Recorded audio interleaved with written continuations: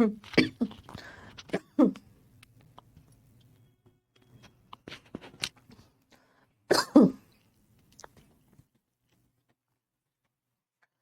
And welcome to all my champions. सभी को very very good morning. Good morning, good morning सारे champions को very very good morning. आज का slide ना सेट नहीं है, वाइट कलर का ना दिख रहा है। कल से मैं इसको ब्लैक कलर करवा दूंगी, ठीक है? तो आज के लिए बस थोड़ा सा एडजस्ट कर लेना है। Good morning, good morning Kailash, Savitri, Aditya, Harsh, Deep, सभी स्टूडेंट्स को वेरी वेरी गुड मॉर्निंग। हम लोगों ने टेंस खत्म कर लिया और मैं टेंस का पहले तो मैं वर्ब का शीट करवा दूंगी आपको। लास्ट में मैंने आपको एक वर्ब का शीट दिया था, पहले तो मुझे बताओ कमेंट बॉक्स में वो बना लिया है? अगर बना लिया है तो एक क्लास शेड्यूल करके मैं सारा डिस्कशन करवा दूंगी। पहले तो मुझे बताइए। गुड मॉर्निंग गौरव, गुड मॉर्निंग राजमन, विश्राम, सभी को शुभ, सुधीर, ज्ञानेंद्र, सभी को very very good morning. Sachin, पहले मुझे बताओ कि एक एक्स्ट्रा क्लास, इस क्लास को मैं वेस्ट नहीं करना चाहती हूँ, ठीक है? इस क्लास में करवाने लगूंगी ना तो एक क्लास हमारा वैसे ही चला जाएगा। मेरे को पहले बताओ कि सभी ने शीट बना लिया है ताकि मैं एक एक्स्ट्रा क्लास शेड्यूल करवा के ना उसी दिन शीट को सारा डिस्कस करवा दूं, तो हमारा वर्ब का सारा खत्म हो जाएगा डिस्कशन। फिर मैं आपको टेंस का शीट देना शुरू करूंगी। बना लिया है ना? बना लिया है। सभी को वेरी वेरी गुड मॉर्निंग। चलो, बहुत अच्छी बात है, बहुत अच्छी बात। क्योंकि हर दिन नए एडमिशन्स होते हैं ना, तो बच्चे हमारे आज कई बच्चे नए भी आए होंगे। अगर मैं पुराना शीट को डिस्कस करवाने लगूंगी तो वो बोर हो जाएंगे और बोलेंगे मैम हमने तो ये चैप्टर अभी पढ़ा नहीं है, हमने तो लेट से बैच को ज्वाइन किया। इसीलिए मैं एक्स्ट्रा क्लास, ठीक है, I will schedule extra class and then we will discuss. तो अब तो यूट्यूब भी शुरू हो गया ना, लास्ट वीक तो यूट्यूब नहीं था, आज से तो यूट्यूब भी शुरू हो गया है। तो मैं आपको बता दूंगी आज मैं वो नया चैप्टर शुरू कर रही हूँ, वॉइस। पहले मैं आपको वर्ब का एक शीट बचा हुआ है उसको डिस्कस करवा देती हूँ, उसके बाद फिर टेंस का शीट देना शुरू कर देती हूँ, ठीक है? Okay okay okay. तो मैं देखती हूँ कल परसों शाम के समय करना होगा, क्योंकि सुबह तो पूरा पैक्ड है। 9:30 बजे से 2 बजे तक तो पूरे क्लासेस पैक्ड है। शाम के समय मैं डिस्कशन, एक एक्स्ट्रा क्लास शेड्यूल करवा के डिस्कशन करवा दूंगी, ठीक है? कल मैं बता दूंगी, कल मैं आपका क्लास लूंगी ना सुबह में, तो देखती हूँ। आज तो मुझे थोड़ा सा काम है शाम में। कल मैं शाम में 4-5 बजे के करीब अचीवर बैच के ग्रामर वाले सेक्शन में एक नया क्लास शेड्यूल करवा के और वहाँ कल वर्ब का सारा डिस्कस करवा दूँ। ओके, तो चलो स्टार्ट किया जाए। Good morning. हाँ, आपने, मुझे पता है कई बच्चे हर दिन बैच, नया नया बच्चे बैच ले रहे हैं, तो आप बहुत सही समय पे आए हो। नया चैप्टर आज मैं शुरू कर रही हूँ, जो भी पुराना छूटा हुआ है उसको कवर कर लीजिएगा थोड़ा थोड़ा करके। स्टार्ट किया जाए। आज मैं लाइव आया हूँ पिछला सारा, ठीक है? और कुछ बच्चों को कंप्लेन होगा ना, मैम शाम में क्लास मत डालिए, हमारी मैथ्स की जीएस की क्लास होती है। कोई बात नहीं है, आप लाइव मत देखना, आप अपनी मैथ्स जीएस की क्लास करना। डिस्कशन वाली क्लास आप रिकॉर्डेड रात में देख सकते हो, बट देख जरूर लेना। ओके, लास्ट शीट बचा हुआ है। चलो, थैंक यू। एक क्लास में शेड्यूल कर दूंगी, एक्स्ट्रा क्लास। चलो, आज हम नया चैप्टर शुरू करेंगे, दैट इज वॉइस। थोड़ा सा मैं बात कर लूँ अपने नए students. Let me talk to my new students.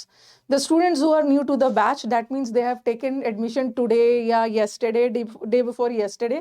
The students who are new, हम लोगों ने इस बैच में क्या क्या किया है बता देती हूँ एक बार। Parts of speech, parts of speech कोई चैप्टर नहीं है, इसमें बस हम सीखते हैं कि कैसे पता करेंगे कौन सा वर्ड नाउन है, कौन सा कंजंक्शन है, कौन सा एडजेक्टिव है। उसके बाद हमने चैप्टर किया कंजंक्शन, ठीक है? सारे इंपॉर्टेंट चैप्टर शुरू में किया, और उसके बाद किया हमने वर्ब, उसके बाद हमने किया टेंस।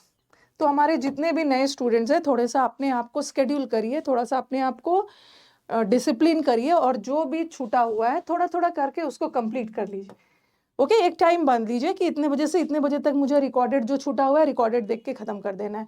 बट इसका मतलब ये नहीं है ना कि रिकॉर्डेड, ये तो रिकॉर्डेड देख लेना, इसका मतलब ये नहीं है कि रिकॉर्डेड देख रहे हैं तो लाइव नहीं देखेंगे, नहीं तो फिर तो पीछे रह जाओगे। आज से नया चैप्टर शुरू हो रहा है, दैट इज एक्टिव और पैसिव वॉइस। तो आज से आप इसको लाइव देखना, आज से आप इसको, हाँ, टेस्ट भी लेना है ना, वोकैब का टेस्ट भी लेना है, बहुत सारा काम करना है। ओके, तो टेस्ट भी लेना है ना वो कैप का। ओके, तो चलो आज से हम नया चैप्टर शुरू करते हैं, वॉइस। वॉइस और नरेशन, वेरी ब्यूटीफुल चैप्टर। और मैंने थोड़ा बहुत वर्ब पढ़ाते समय वॉइस को थोड़ा बहुत टच किया था, थोड़ा सा डील किया था, ठीक है।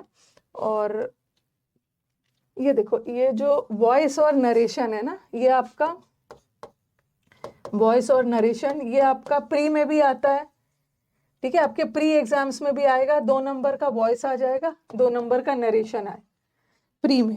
लेकिन जब पैटर्न चेंज नहीं हुआ था ना, तो मेंस में जब मेंस के क्वेश्चंस 200 नंबर के आते थे, ठीक है, अब तो पैटर्न बदल गया। तो तब क्या होता था ना कि 25 मार्क्स का वॉइस आ जाता था और 20 मार्क्स का नरेशन आ जाता था। तो कुल मिला के जब हमारा मेंस में सिर्फ मैथ्स और इंग्लिश आया करता था, और इंग्लिश 200 नंबर का होता था, उसमें से अकेला 45 मार्क्स वॉइस और नरेशन पे आता था। बट अब लास्ट ईयर से पैटर्न बदल गया है। अब इंग्लिश के 200 क्वेश्चंस की जगह आपका 45 क्वेश्चंस ही है, और एक एक क्वेश्चंस 3-3 मार्क्स का है, ठीक है। अब आपका मेंस जो है 135 मार्क्स का। तो अब इन्होंने क्या किया है ना, मेंस नरेशन और वॉइस के क्वेश्चंस को कम कर दिया है। ओके, अब क्वेश्चंस नरेशन और वॉइस के क्वेश्चन आता तो है ये, बट उसका नंबर्स कम हो गया। जब 200 मार्क्स का हुआ करता तो बहुत आता था, और बहुत स्कोरिंग होता है। वॉइस और नरेशन ईजी है, कोई बहुत ज़्यादा दिक्कत नहीं है, ठीक है। कभी कभी क्या होता है, यस, कभी वॉइस और नरेशन बहुत इजी चैप्टर होता है, लेकिन प्रॉब्लम क्या है ना, देखो ऐसा आता है, ऐसा दे देंगे चेंज द वॉइस और कोई सेंटेंस दे देंगे इसका वॉइस बदलिए। आपको पता करना है कि सेंटेंस में अगर हमारा क्वेश्चन एक्टिव वॉइस में आ रहा है तो ऑप्शन हमें पैसिव में ढूंढना है, और 4 ऑप्शन के साथ दे देंगे, ठीक है। 4 ऑप्शन दे देंगे और एक सेंटेंस दे देंगे और बोलेंगे उसका एक्टिव बनाइए। या कभी कभी तो डायरेक्टली कभी कभी लिख देते हैं चेंज द वॉइस।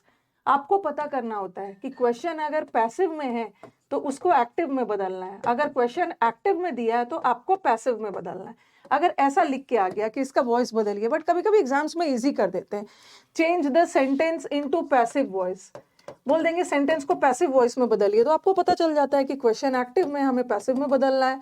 बट कभी कभी ऐसा भी आ जाता है चेंज इनटू एक्टिव वॉइस, इसका मतलब है क्वेश्चन पैसिव में है, हमें एक्टिव वॉइस चुनना है। तो ये बड़ा इजी होता है, ठीक है। एक्टिव पैसिव बहुत इजी होता है, बट कब इजी ये होता है ना, जब आपके पास 4 ऑप्शंस रहते हैं, ठीक है, और इसी का तो पैसिव बनाना है, ठीक है। एक्टिव में दिया, इसका पैसिव आप फटाक से बना लेते हो। बट आपने देखा होगा, अभी मैं लास्ट क्लास जब आपको वर्ब पढ़ा रही होती, तो वर्ब पढ़ा रही थी और प्रीवियस ईयर क्वेश्चंस करवा रही थी, उसमें आपने देखा होगा ना, एक्टिव पैसिव जो इस तरीके से पूछा जाता है ना 4 ऑप्शंस के साथ, कि इस सेंटेंस का एक्टिव बनाओ या इस सेंटेंस का पैसिव बनाओ, वो बहुत इजी होता है, उसमें कोई दिक्कत नहीं है। एक्टिव पैसिव का एरर्स जब एरर डिटेक्शन में आ जाता है, स्पॉटिंग एरर्स में, कुछ सेंटेंस लिख के ए, फिर कुछ सेंटेंस बी, फिर नो एरर, ऐसे वाले में दिक्कत होती है, क्योंकि उसमें तो क्लियर कट रहता है कि एक्टिव है तो पैसिव बनाना है, पैसिव है तो एक्टिव बनाना है। सबसे बड़ा प्रॉब्लम कब होता है, तो ये मत समझना कि मैम एक्टिव पैसिव के क्वेश्चंस तो इन्होंने कम कर दिया है, इन्होंने क्वेश्चंस तो कम किया है, बट ये एक्टिव पैसिव पूछ तो रहे हैं, बट दूसरे तरीके से, ये एरर डिटेक्शन में पूछ रहे हैं। पिछले क्लास हमने जो प्रीवियस पेपर पिछले 4 साल में पूछे गए वर्ब्स किया था, तो आपने देखा होगा कि 30 to 40% क्वेश्चंस जो एरर डिटेक्शन का था वो एक्टिव और पैसिव वॉइस पे था, कि कौन से सेंटेंस को एक्टिव जाना चाहिए, कौन से सेंटेंस को पैसिव जाना चाहिए। तो जब हम एक्टिव पैसिव पढ़ लेंगे ना, तो हम इसकी प्रैक्टिस दोनों तरीके से करेंगे, ठीक है। 4 ऑप्शन के साथ भी करेंगे, कैसे एक्टिव से पैसिव बनाते हैं, कैसे पैसिव से एक्टिव बनाते हैं, और साथ में एरर डिटेक्शन में एक्टिव पैसिव का कैसे आता है वो भी कर लेंगे। ओके, ब्लैक स्क्रीन में कल से करूंगी। हाँ, आज ज़्यादा लाइट आ रही है ना, सही बोला है, ब्लैक स्क्रीन में कल से कर दूंगी, आज सेट नहीं था। अभी मैं आई ना, तो मैंने देखा, भूल गया था, विकास को करना होता है ना।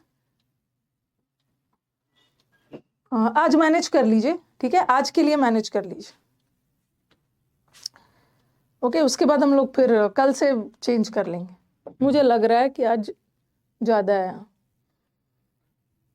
ठीक है, तो चलो स्टार्ट करते हैं, ठीक है। वॉइस स्टार्ट किया जाए, इसको हिंदी में वाच्य बोलते हैं, वॉइस।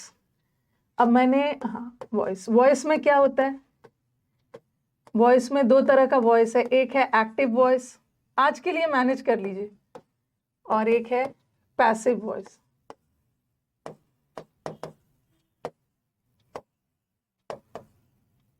ठीक है ma'am, change the screen. Steno में 10-10 नंबर का था। आज के लिए मैनेज कर लेना है। Okay, only for today. ठीक है, आज के लिए मैनेज कर लीजिए। उसके बाद कल से मैं इसको चेंज करवा दूँ। ठीक है, ओनली फॉर टुडे, आज के लिए। देखा नहीं मैंने कि इसको इन्होंने किया नहीं है। अभी करवाने चलूंगी ना तो क्लास बेकार का वेस्ट हो जाएगा, टाइम वेस्ट होगा। तो चलो, एक्टिव और पैसिव वॉइस। एक्टिव का मतलब क्या होता है? एक्टिव का मतलब होता है सक्रिय, एक्टिव है। और पैसिव का मतलब है निष्क्रिय। तो आप बोलोगे मैम एक्टिव और पैसिव वॉइस आखिर क्यों बना है? देखो, सेंटेंस को बोलने का तरीका होता है। कभी कभी हम क्या करते हैं ना, सेंटेंस को बोलते समय अपने डूअर पे ज्यादा जोर डालते हैं। हम अपने सेंटेंस को बोलते समय डूअर को एक्टिव दिखाना चाहते हैं, तो हम उस केस में सेंटेंस को एक्टिव वॉइस में बोलेंगे। और किसी सेंटेंस में हम डूअर को इनएक्टिव दिखाना चाहते हैं, मतलब डूअर को बहुत ज्यादा एक्टिव नहीं दिखाना चाहते हैं, किसी और चीज को एक्टिव दिखाना चाहते हैं, तो हम सेंटेंस को पैसिव कर देते हैं। ठीक है, जैसे जैसे मैंने लिखा ही रोट अ पेन। लिखना नहीं अभी, ही रोट अ बुक। तो मुझे यहाँ ना ही पे ज्यादा जोर डालना है, मुझे बुक पे जोर नहीं डालना है, मुझे कर्ता पे जोर डालना है। तो मैं अगर अपने डूअर मतलब जो सेंटेंस में काम कर रहा है, काम करने का काम कौन कर रहा है? ही कर रहा है। तो मुझे डूअर को एक्टिव दिखाना है ना, तो मैं सेंटेंस को एक्टिव वॉइस में दिखा। उसने एक बुक लिखी, लेकिन अगर मुझे उस बुक पे जोर डालना था, अरे ये बुक उसके द्वारा लिखी गई है, और अगर मुझे बुक पे जोर डालना है तो मैं बुक को पहले डाल दूंगी। The book was written by him. ठीक है, तो इस सेंटेंस का जो सब्जेक्ट है ना, इस सेंटेंस का सब्जेक्ट कौन है? बुक है। इस सेंटेंस का सब्जेक्ट कौन है? ही एक पर्सन है, और कोई पर्सन एक्टिव हो सकता है ना, बुक लिखने का काम कर सकता है, तो ये सेंटेंस एक्टिव वॉइस है। बट ये सेंटेंस एक्टिव नहीं है, क्योंकि बुक तो अपने आप कोई काम नहीं करेगा ना, बुक तो नॉन लिविंग थिंग है, ये तो अपने आप काम नहीं करेगा, किसी के द्वारा ही लिखा जाएगा ना, तो ये सेंटेंस पैसिव होगा। तो दिमाग में क्वेश्चन आएगा कि मैम आखिर ये एक्टिव पैसिव बात तो दोनों जगह सेम ही बोला जा रहा है। उसने बुक लिखी, ये किताब उसके द्वारा लिखी गई थी, तो दोनों तो सेम ही है, but it's a way of saying. अगर आपको अपने कर्ता पे जोर डालना है, अपने सब्जेक्ट को एक्टिव दिखाना है, तो एक्टिव वॉइस में कर दो। अगर अपने सब्जेक्ट को इनएक्टिव दिखाना है, किसी चीज को एक्टिव दिखाना है, तो इसको नहीं ज्यादा नहीं पढ़ा है, अभी नहीं लिखना। यस, कभी कभी एडजस्ट करना पड़ता है। सही बोल रहे हैं। ठीक है, तो एक्टिव पैसिव, अगर कोई पूछे कि एक्टिव वॉइस क्या होता है, भाई ये तो डेफिनेशन है। व्हेन डूअर इज एक्टिव, कर्ता जब एक्टिव। इसको लिखने की क्या जरूरत है? व्हेन डूअर इज एक्टिव, और व्हेन डूअर जब हमारे वाक्य का कर्ता इनएक्टिव हो। पैसिव का मतलब होता है निष्क्रिय। जैसे बोलते हैं ना, passive, he is a passive personality, ये बच्चा बहुत पैसिव है, मतलब बहुत सुस्त है, निष्क्रिय है, इनएक्टिव है। When doer is inactive. ये तो सिर्फ बोलने के लिए हम लोग लिख लेते हैं, बट असली कहानी तो हमें पहचानना है कि कौन सा सेंटेंस एक्टिव कब होता है, सेंटेंस पैसिव कब होता है। ये बस ऐसे ही active voice when doer is active और व्हेन डूअर इज इनएक्टिव। अच्छा, हिंदी में भी बोलते हैं ना, किसी काम के करने, या क्योंकि सेंटेंस एक्टिव है कि पैसिव है, हम कैसे डिसाइड करते हैं? हम एक्टिव पैसिव बदलने के लिए वर्ब का सहारा लेते हैं। ठीक है, हम अपना सेंटेंस को एक्टिव पैसिव बनाने के लिए वर्ब का सहारा लेते हैं।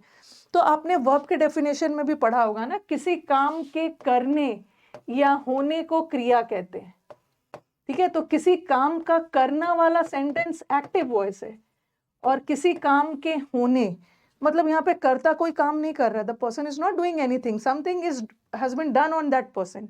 इसका मतलब है कि यहाँ पे कर्ता काम कर रहा है, बट यहाँ पे कर्ता कोई काम नहीं कर रहा है, कर्ता पे कोई काम हो रहा है, इसीलिए ये सेंटेंस पैसिव चला जाता है। ठीक है, हाँ, ये सेंटेंस पैसिव चला जाता है। तो बस यही है, अब आगे बढ़ते हैं। ये देखो, voice is that form of verb which tells us, ये ऐसे ही मैंने थ्योरी लिख दिया है। वॉइस क्या बताता है? Whether whether the subject performs the action or the subject receives the action. यहीं पे ये डेफिनेशन में ना एक्टिव पैसिव इसी में दिया हुआ है. अगर कोई सब्जेक्ट एक्शन को परफॉर्म कर रहा है इसका मतलब है ये एक्टिव वॉइस है. और अगर हमारा कर्ता एक्शन को परफॉर्म नहीं कर रहा है, एक्शन को रिसीव कर रहा है, मतलब उस पर काम किसी और के द्वारा की जा रही है, ये sentence passive voice. Sorry, performer मतलब क्या है? परफॉर्म कर रहा है मतलब वो एक्टिव है, वो काम कर रहा है. और रिसीव कर रहा है मतलब कुछ नहीं कर रहा है, कोई और आके उस पर काम कर रहा है. तो sentence is in passive voice. Yes, when the subject performs the action, the sentence is in active voice and the subject receives the action. जैसे ये देखो, he was given a book. उसको एक बुक दी गई. ठीक है, उसको एक बुक दी गई है. तो यहाँ ही कोई काम नहीं कर रहा है, ही पे कोई क्रिया की जा रही है. ही एक्शन को रिसीव कर रहा है, किसी और के द्वारा उसको बुक लाके दिया जा रहा है. ये तो शांत बैठा है, कोई और आके बुक दे रहा है. तो ये सेंटेंस पैसिव हो गया. पैसिव. कई बार बच्चे आके बोलते हैं कि मैम एक्टिव पैसिव का यही ट्रिक होता है ना. ऐसा कोई ट्रिक नहीं है. एक्टिव पैसिव का यही ट्रिक होता है ना मैम कि अगर वाक्य में पहले सब्जेक्ट हो ना, हाँ, वाक्य में पहले पर्सन हो, ठीक है, पर्सन के बाद वर्ब का जिक्र हो, इसका मतलब सेंटेंस एक्टिव है. ठीक है, और किसी चीज, ऐसा मत लिखना मत, ऐसा होता नहीं है. किसी चीज का जिक्र पहले हो और वर्ब बाद में आ जाए मतलब पैसिव है. ऐसा मैंने देखा है यूट्यूब पे भी पढ़ाते हुए, बट ऐसा नहीं पढ़ाना है. ऐसा ना छोटे बच्चे जब 3-4 के बच्चे जब एक्टिव पैसिव सीखना शुरू करते हैं ना, तो उसको बहुत इजी वे में समझाने के लिए टीचर पढ़ा देते हैं. बट ऐसा होता नहीं है कि पर्सन का जिक्र पहले हो तो एक्टिव वॉइस में है, और कोई चीज पहले आ गया और बाद में पर्सन आ गया तो पैसिव वॉइस में. ऐसा नहीं है. ये देखो, चलो कहीं कहीं पे काम आ जाता है. He gave a book. और फिर मैंने लिखा a book was given. पहले तो थोड़ा एक्टिव पैसिव का तरीका सीखना है. और फिर मैंने लिखा he was given a book. तो अगर हम ये ट्रिक लगाते हैं ना, तो ऐसा कोई ट्रिक विक लगाना नहीं है. देखो चलो ठीक है, यहाँ पे पहले सब्जेक्ट लगाया, मतलब यहाँ पे पहले पर्सन है और यहाँ पे पहले थिंग आ गया. ठीक है, अगर वर्ब के पहले सब्जेक्ट लगा है इसका मतलब है एक्टिव है. वर्ब के पहले अगर किसी चीज का जिक्र है और पर्सन का बाद में है तो वो पैसिव है. यहाँ तो काम आ गया. बट ऐसा हमेशा थोड़ी होता है. यहाँ देखो, यहाँ वर्ब के पहले सब्जेक्ट मतलब पर्सन का जिक्र है, और आपने क्या पढ़ा है कि वर्ब के पहले पर्सन का जिक्र है तो एक्टिव हो गया. लेकिन यहाँ भी तो वर्ब के पहले पर्सन का जिक्र है, बट ये सेंटेंस पैसिव है. ठीक है, तो ऐसा वाला रूल को फॉलो नहीं करना. कुछ नोट डाउन नहीं करना है, कुछ नोट डाउन वगैरह करना नहीं है, क्योंकि अभी मैं कुछ खास बता नहीं रही हूँ. अभी तो सिर्फ एक्टिव पैसिव पहचानने का तरीका बता रही.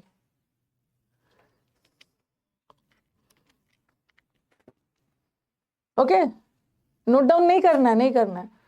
ये सब जो पढ़ लेते हो ना, पहले पर्सन तो एक्टिव, अरे यहाँ भी तो पहले पर्सन था, बट ये एक्टिव ना हो के पैसिव. एक्टिव पैसिव पढ़ने का पहचानने का तरीका मैंने वर्ब में बहुत अच्छे से बताया है. बट कई ऐसे बच्चे हैं जो बैच को बाद में ज्वाइन किए हैं, मैं इसको फिर से बताऊं. ठीक है, अभी सिंपली याद करो, कोई भी सेंटेंस एक्टिव वॉइस में कब होता है?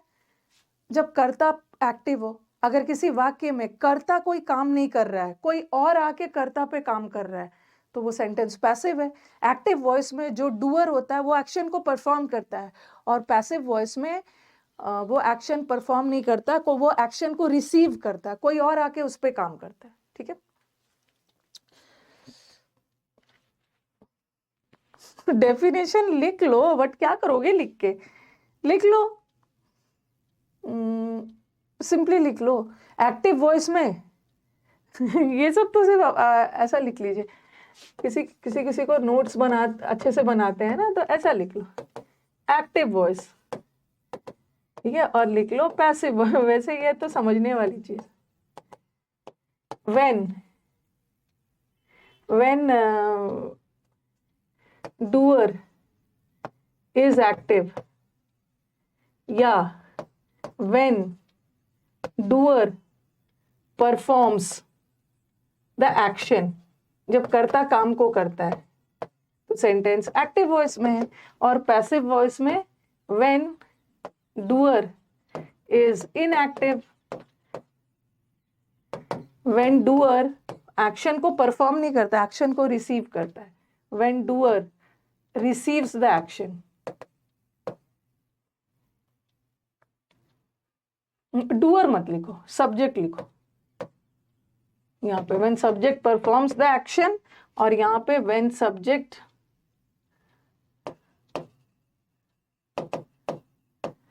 क्योंकि डूअर लिखूंगी तो इसका मतलब तो वो काम कर रहा है, यहाँ पे डूअर मत लिखो, व्हेन सब्जेक्ट इज एक्टिव, और यहाँ पे when subject is inactive, when subject receives the action, वो खुद काम नहीं करता एक्शन।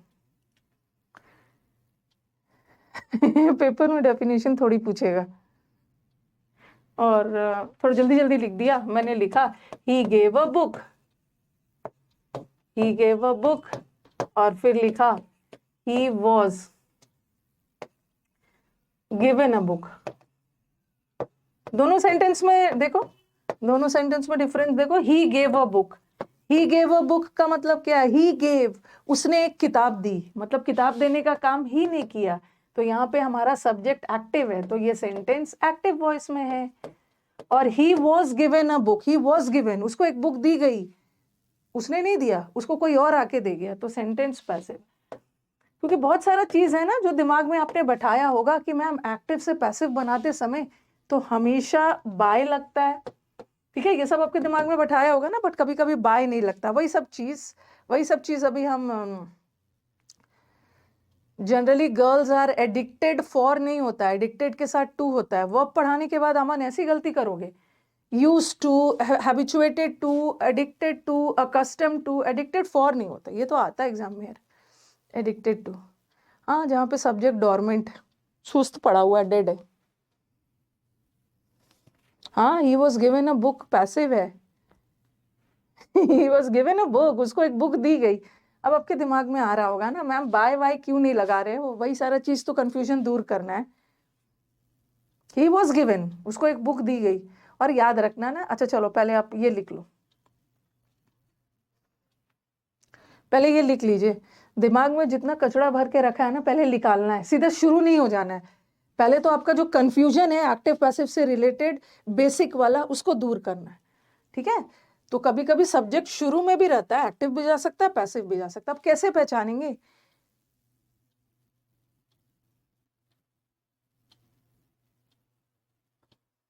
ठीक है, कैसे पहचानेंगे कि मैम सेंटेंस एक्टिव है कि पैसिव है? ऐसा जरूरी नहीं है, ठीक है, ऐसा जरूरी नहीं है कि सेंटेंस में बाय लगा है ना, ठीक है, बाय लगा है तभी सेंटेंस पैसिव होगा, ऐसा जरूरी नहीं है। बिना बाय के भी सेंटेंस पैसिव हो सकता है। जैसे लिखा मैंने द वर्क, या मैंने लिखा he was given proper treatment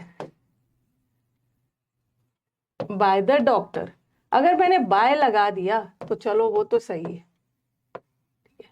और एक चीज और ध्यान रखना है, कभी कभी सेंटेंस में बाय आता है तो सेंटेंस पैसिव होता है, बट कभी कभी एक्टिव भी होता है, क्योंकि इस बाय का दो मतलब है, ठीक है, इस बाय का दो मतलब है। एक बाय का मतलब होता है ना, एक बाय का मतलब होता है द्वारा, किसी के द्वारा काम किया गया, डूअर के द्वारा, ठीक है। और एक बाय का मतलब होता है बगल में, बिसाइड, बगल में। और एक बाय का मतलब, एक बाय तो टाइम भी बताता है, I will come by 2 o'clock, एक बाय का मतलब होता है तक, टाइम बताता है। तो देखो ही was given proper treatment by the doctor. और अब मैंने लिखा, गर्मी लग रही है, स्वेटर पहन लिया है, स्टूडियो पैक्ड हो जाता है।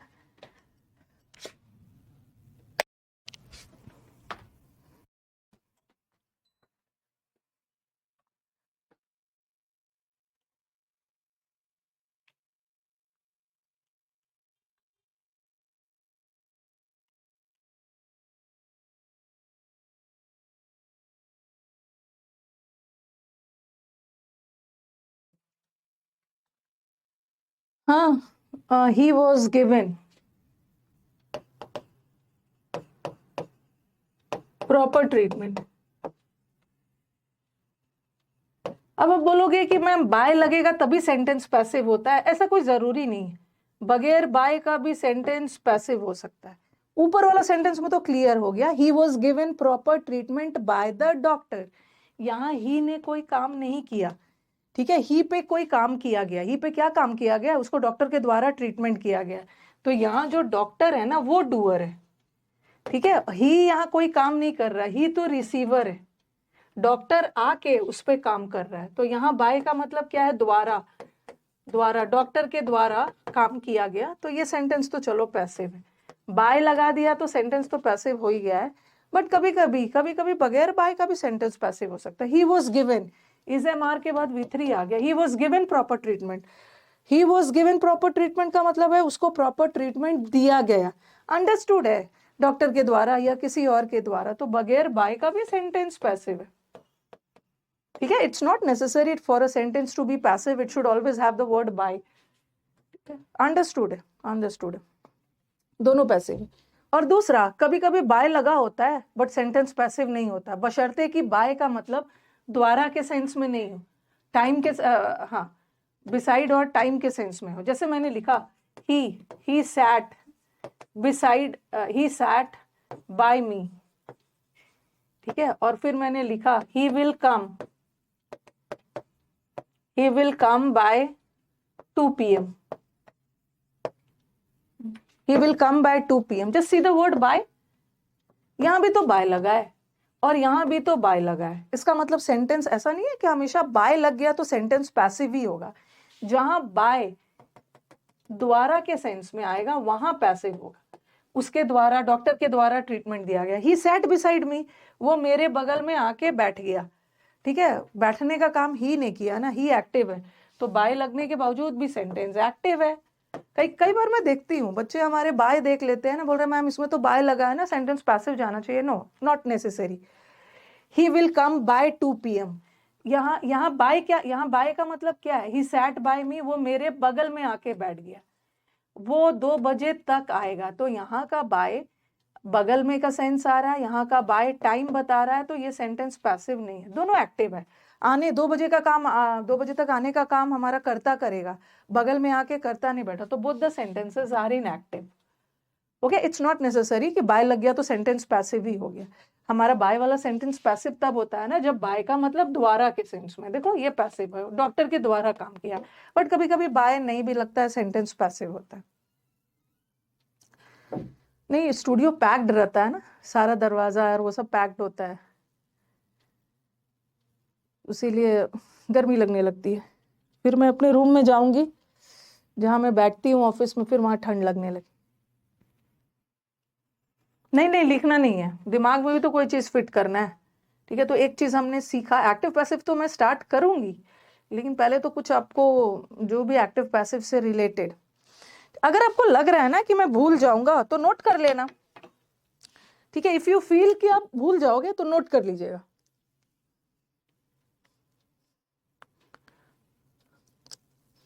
अगर लग रहा है कि नहीं नहीं ये सब तो पता ही है, तो मत नोट करना।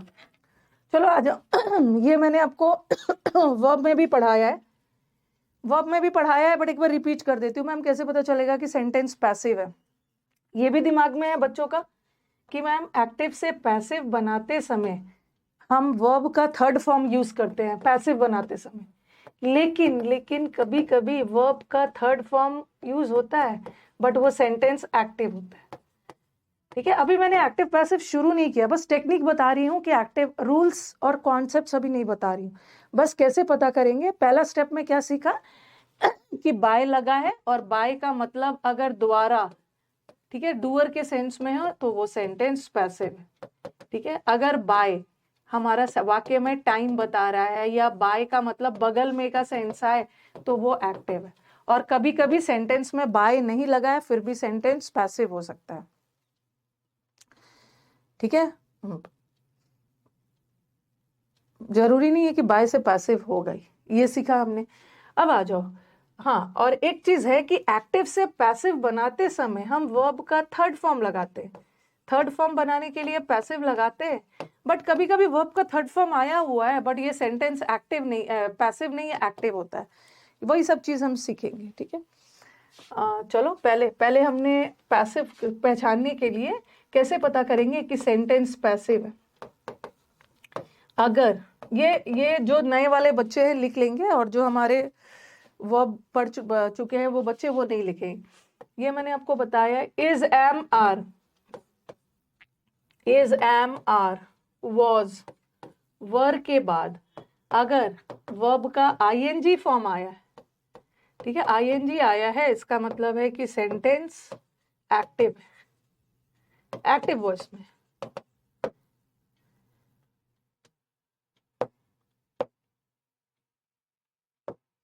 अगर is, am, are, was, were के बाद अगर वर्ब का थर्ड फॉर्म आया है तो सेंटेंस पैसिव है, ठीक है। इज एम आर के बाद अगर इज एम आर के बाद अगर थर्ड फॉर्म आया है और वो वर्ब का थर्ड फॉर्म वर्ब का काम कर रहा है, ये मैंने आपको वर्ब चैप्टर में बहुत डिटेल में पढ़ाया। ये जो वर्ब का थर्ड फॉर्म है ना, ये बड़ा परेशान करता है। क्यों परेशान करता है? क्योंकि ये वर्ब का थर्ड फॉर्म कभी कभी वर्ब भी होता है और कभी कभी वर्ब का थर्ड फॉर्म एडजेक्टिव का भी काम करता है, एडजेक्टिव का भी। इसीलिए वर्ब का थर्ड फॉर्म बड़ा परेशान करता है। हाँ, ओके। आईएनजी वगैरह तो परेशान नहीं करेगा, क्योंकि वर्ब का थर्ड फॉर्म कभी कभी वर्ब भी होता है, कभी कभी एडजेक्टिव होता है। तो इज एम आर के बाद जो वर्ब का थर्ड फॉर्म आ रहा है, और वो पैसिव तब होगा ना जब वो V3 वर्ब का काम करेगा। लेकिन कभी कभी ऐसा भी होता है कि वाक्य में is am are was were के बाद वर्ब का थर्ड फॉर्म आ रहा है बट वो सेंटेंस फिर भी एक्टिव है। ये आपको परेशान करेगा। आईएनजी वाला परेशान नहीं करेगा। ये तो पता है इज एम आर के बाद अगर आईएनजी आ गया तब तो सेंटेंस एक्टिव ही होगा। बट इज एम आर के बाद वर्ब का, वही मैं बोल रही थी ना, जरूरी नहीं है कि वर्ब का थर्ड फॉर्म आ गया तो सेंटेंस पैसिव ही होगा। कभी कभी सेंटेंस में वर्ब का थर्ड फॉर्म एडजेक्टिव का काम करने लगे तब वो सेंटेंस पैसिव नहीं होगा, तब तो एक्टिव होगा। लेकिन वही इज एम आर वर्ब का थर्ड फॉर्म जब वर्ब का काम करने लगे, वर्ब का काम करना मतलब वहां पे कोई क्रिया हो रही है, एडजेक्टिव में तो कोई क्रिया नहीं हो रही, तब वो एक्टिव हो गया। अभी एग्जाम्पल दे रही, how to identify active passive. अगर वर्ब चैप्टर में लिख लिया है तो मत लिखिए, ये तो वैसे मैंने पढ़ा ही दिया है। ओके, आप बोलोगे कि मैम एग्जाम्पल दीजिए, कैसे पता चलेगा कि कहाँ वर्ब का थर्ड फॉर्म वर्ब का काम कर रहा है, कहाँ एडजेक्टिव का काम कर रहा है। और दूसरा जैसे एक सेंटेंस मैंने लिखा इलेक्ट्रिक हीटर्स वर, यहाँ पे एडजेक्टिव लिख लो, एडजेक्टिव का काम करे तो electric heaters were providing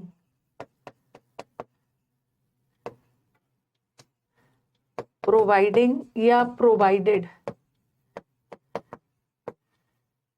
to them. अब आपके दिमाग में क्वेश्चन आएगा, ऐसे एग्जाम्स में आपका एरर्स आता है, आपको डिसाइड करना। अब आप बोलोगे इलेक्ट्रिक, हाँ, अब आप बोलोगे कि मैम अभी तो आपने पढ़ाया ना, आपको ये तय करना है कि सेंटेंस एक्टिव जाना चाहिए या पैसिव जाना चाहिए। ये देखो, यहाँ पे आप बोलोगे कि मैम अभी तो आपने बताया कि इज एम आर के बाद आईएनजी भी आ सकता है, ठीक है। इज एम आर के बाद आईएनजी भी आएगा, आईएनजी आ रहा है, इसका मतलब है सेंटेंस एक्टिव वॉइस में। और इज एम आर के बाद वर्ब का थर्ड फॉर्म आ रहा है, मतलब सेंटेंस पैसिव। तो दोनों तो आ सकता है, इज एम आर के बाद आईएनजी भी आता है और V3 भी आता है। तो हम कैसे डिसाइड करेंगे क्या आएगा? आपको थोड़ा सेंटेंस का सेंस देखना होगा कि सेंटेंस को एक्टिव जाना चाहिए या पैसिव जाना चाहिए। और आप बोलोगे कि मैम यहाँ प्रोवाइडेड को आपने एडजेक्टिव क्यों नहीं माना? इसलिए मैंने नहीं माना कि आपके दिमाग में आएगा कि मैम इज एम आर के बाद जो वर्ब का थर्ड फॉर्म आएगा वो एडजेक्टिव भी तो हो सकता है, तब तो सेंटेंस एक्टिव जाएगा। बट ये वाला प्रोवाइडेड एडजेक्टिव नहीं है, क्योंकि यहाँ पे कोई क्रिया हो रही है ना, इलेक्ट्रिक हीटर्स को उपलब्ध करवाया गया, प्रोवाइड करवाने में कोई क्रिया हो रही है, इस वर्ड से किसी एक्शन का बोध हो रहा है, तो ये एडजेक्टिव नहीं है, ये तो वर्ब ही है। ठीक है, अब आपको डिसाइड करना है, देखो कि सेंटेंस एक्टिव जाना चाहिए या passive. Electric heaters non living thing है। इलेक्ट्रिक हीटर्स इलेक्ट्रिक हीटर्स किसी को नहीं, मतलब इलेक्ट्रिक हीटर्स किसी को कुछ चीज नहीं दे रहा है।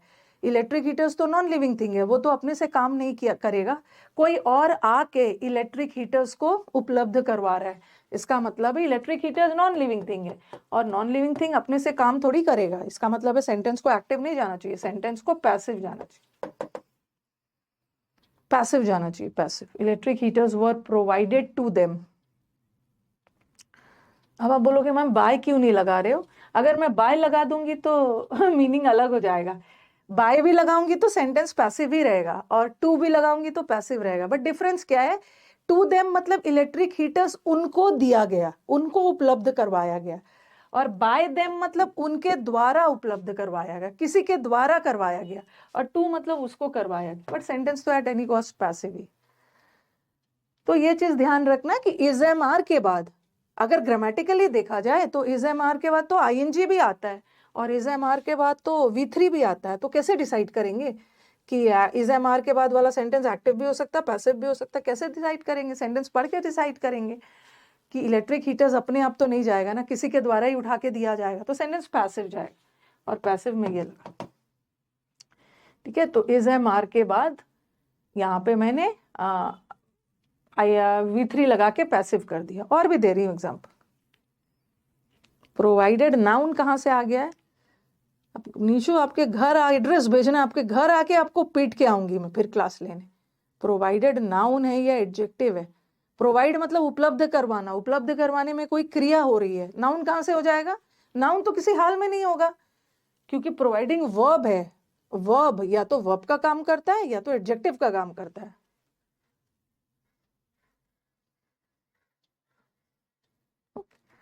चलो, एक तो ये हो गया, और भी बता रही हूँ।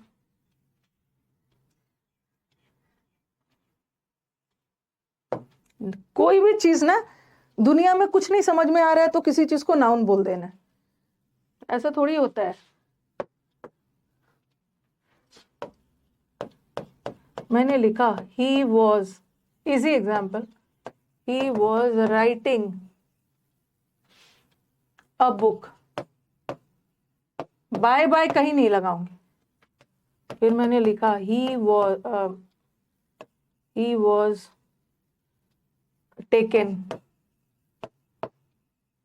To the hospital. बाय लगा देने से आपका काम आसान हो जा रहा है। He was surprised at the results. UP में बीजेपी ने बहुत अच्छा किया, तो यूपी का रिजल्ट्स देख के लोग सरप्राइज्ड हो गए। गलती से टाइप हो गया है। चलो पहले आप इसको कॉपी करो।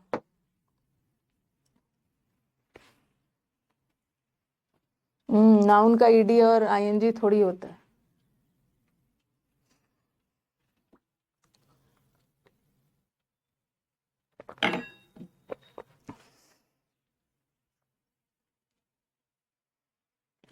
ठीक है निशु, माफ कर दिया, घर नहीं आऊंगी आपके, यहीं से पीट दिया आपको। देखो भाई, देखो ही वॉज राइटिंग अ बुक, तो यहाँ तो थोड़ा सा ना खाली ये सब आईएनजी वाईएनजी को देख देख के थोड़ी एक्टिव पैसिव डिसाइड करेंगे, थोड़ा सेंस भी लगा लो। He was writing a book, वो एक बुक लिख रहा था, इसका मतलब है कि वो काम कर रहा है ना। ही आलसी नहीं है, ही यहाँ पे एक्टिव बैठा हुआ है, एक्टिव काम मतलब ही एक्टिव है। ठीक है, बुक लिखने का काम कर रहा है, तो सेंटेंस एक्टिव वॉइस में है। और ऐसे भी आपने क्या पढ़ा कि इज एम आर के बाद अगर आईएनजी आ गया, इज एम आर के बाद अगर आईएनजी आ गया तो एक्टिव वॉइस में। He was taken to the hospital, और यही इज एम आर के बाद टेकन भी V3 है। ठीक है, टेक टुक टेकन, और सरप्राइज भी V3 है। ठीक है, सरप्राइज भी V3 है, बट देख लेना he was taken to the hospital. ठीक है, उसने कोई काम नहीं किया, उसको हॉस्पिटल ले जाया गया किसी और के द्वारा, मतलब किसी और ने आके काम किया ना। ही आलसी की तरह बैठा है, बट कोई और आकर उसे हॉस्पिटल ले जा रहा है। इसका मतलब है कि यहाँ का टेकन वर्ब है, यहाँ का टेकन को एडजेक्टिव नहीं मानना, क्योंकि किसी को कहीं ले जाने में क्रिया हो रही है, तो यहाँ का टेकन वर्ब है, यहाँ का जो V3 वर्ब है।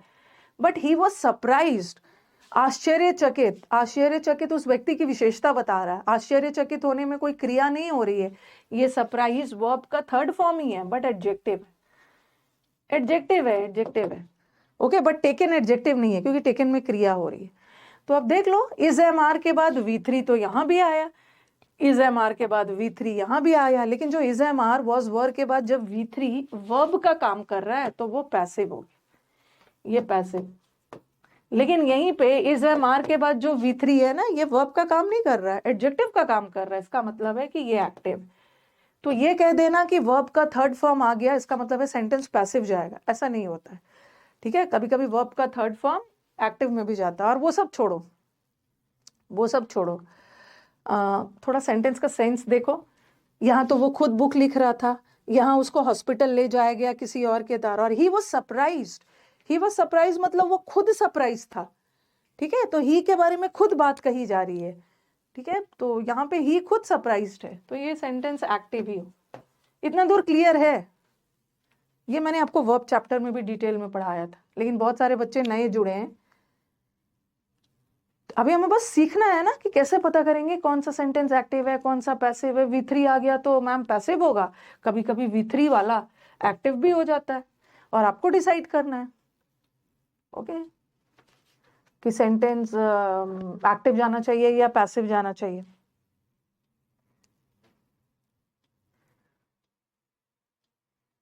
आगे बढ़ते हैं। एक तो ये हो गया पहचानने का तरीका, अब आ जाओ। हाँ, और भी चीज है। दूसरा तरीका, बस खत्म करके फिर हम लोग स्टार्ट करते हैं। जब भी हैज, हैव या हैड के बाद V3 आ गया, और ये V3 वर्ब का ही काम करेगा, एडजेक्टिव नहीं है। हैज, हैव, हैड के बाद V3 आ गया ना, तो वो सेंटेंस कभी भी पैसिव होगा ही नहीं, वो सेंटेंस एक्टिव होगा। तो आप बोलोगे मैम हैज, हैव, हैड वाला सेंटेंस में कब पैसिव होता है? जब हैज, हैव, हैड के बाद बीन, BEEN, बीन लग के तब V3 आया। अकेला हैज, हैव, हैड के बाद V3 आया तो एक्टिव है, जब बीन लग के V3 आया तो पैसिव। जैसे मैंने लिखा, I have done the work,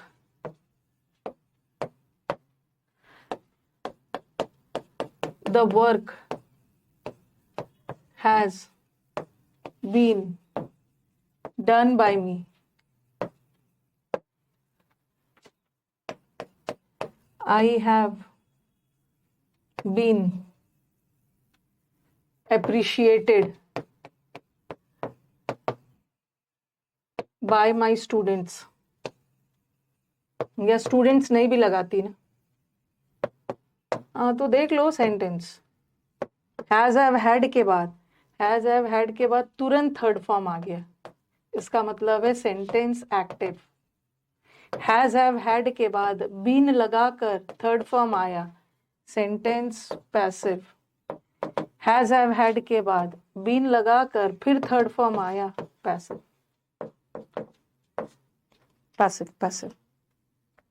और थोड़ा सा हम इसका मीनिंग भी देख लेते हैं। I have done the work, मैं काम को कर चुका हूं, मेरे द्वारा काम हुआ है ना, मैंने किया है ना, सेंटेंस एक्टिव है। और the work has been done by me, work अपने आप तो नहीं होगा ना, ओके, किसी के द्वारा ही हुआ होगा, तो sentence passive. I have been appreciated by my students, मैंने कुछ नहीं किया, मैं तो चुपचाप बैठी हुई थी, मेरे स्टूडेंट्स के द्वारा मेरे को अप्रिशिएट, तारीफ की गई है, तो ये भी सेंटेंस पैसिव। यहाँ आई ने कुछ नहीं किया, काम तो स्टूडेंट्स ने किया तारीफ करने का, सेंटेंस पैसिव। ओके,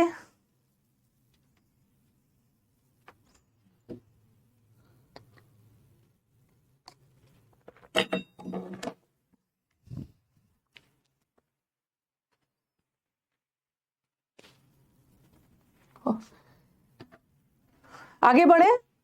अब आपके दिमाग में आ रहा होगा मैम इसका मतलब है, और एक कंफ्यूजन आएगा, पहले तो ये वाला दूर हो गया होगा, बाय नहीं भी लगा है ना, तो अगर मैं बाय हटा देती, बाय हटा दिया, फिर भी पैसिव ही है। The work has been done, work को किया जा चुका है, वर्क अपने आप तो नहीं होगा ना, किसी के द्वारा ही किया है, तो फिर भी पैसिव ही है। बाय नहीं भी लगाया, आई हैव बीन अप्रिशिएटेड, मेरे को अप्रिशिएट किया गया किसी और के द्वारा।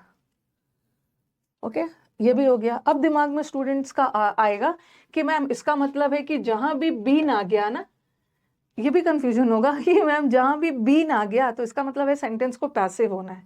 अरे नहीं, बीन वाला सेंटेंस पैसिव तब होगा ना जब बीन के बाद थर्ड फॉर्म आए।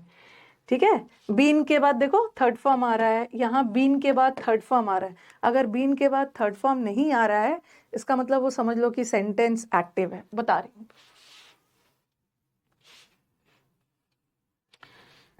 क्योंकि जब मैं प्रैक्टिस करवाने लगती हूँ तो जब आपके डाउट्स आते हैं ना, तो आपके डाउट्स जो जो दिमाग में आते हैं, तो हम टीचर्स को लगता है ना ऐसे ऐसे चीज बच्चों के दिमाग में आ सकता है। क्योंकि अभी मैंने बताया ना कि जब बीन लगा के V3 आया तो पैसिव हो गया, तो दिमाग में आएगा अरे बीन आ गया मतलब पैसिव वर्ड, बीन के बाद थर्ड फॉर्म आना चाहिए। जैसे मैंने लिखा I have been to India, मैं इंडिया छोड़ो, I have been to Mumbai लिख दिया, मुंबई जा चुकी। और फिर मैंने लिखा I have been given a book. ठीक है, और ऐसे एक एक्टिव वॉइस में भी लगा देती हूँ, I have been studying for 2 hours। तो लास्ट वाले में तो प्रॉब्लम नहीं है, लास्ट वाले में प्रॉब्लम इसलिए नहीं है ना क्योंकि पैसिव होने के लिए बीन के बाद थर्ड फॉर्म चाहिए ना, बट यहाँ तो कोई थर्ड फॉर्म आया ही नहीं है, थर्ड फॉर्म आया नहीं है, आई हैव बीन स्टडिंग, तो ये तो एक्टिव ही होगा, इसमें तो कोई दिक्कत नहीं। इसमें तो V3 पैसिव बनाने के लिए, पैसिव वाले सेंटेंस में V3 चाहिए ही चाहिए। ठीक है, लेकिन कभी कभी V3 लगने के बावजूद भी वो एक्टिव हो सकता है, तो ये तो खैर पैसिव है नहीं। अब आ जाओ, अब आपके दिमाग में क्या आएगा कि अरे यहाँ भी तो बीन लगा है, यहाँ भी तो बीन लगा है, तो थोड़ा ध्यान दो ना कि यहाँ बीन के बाद थर्ड फॉर्म है, इसका मतलब है सेंटेंस पैसिव है, बट यहाँ बीन के बाद थर्ड फॉर्म नहीं है। ठीक है, यहाँ बीन के बाद कोई थर्ड फॉर्म नहीं आया, टू प्रेपोजिशन आया, और प्रेपोजिशन के बाद उसका ऑब्जेक्ट आता है, मुंबई नाउन है, तो इस सेंटेंस को पैसिव मत मान लेना। ठीक है, बीन लगने का मतलब ये नहीं है ना कि ये सेंटेंस पैसिव हो गया, ये सेंटेंस पैसिव तब होता जब बीन के बाद थर्ड फॉर्म आता, बट यहाँ तो बीन के बाद थर्ड फॉर्म नहीं है, ये सेंटेंस एक्टिव है। नीचे वाला हटाती हूँ, नीचे वाला का तो पैसिव से लेना, और ये सेंटेंस पैसिव है क्योंकि बीन के बाद थर्ड फॉर्म आया, गिवन थर्ड फॉर्म आया। और थोड़ा सेंटेंस को ट्रांसलेट भी कर लो।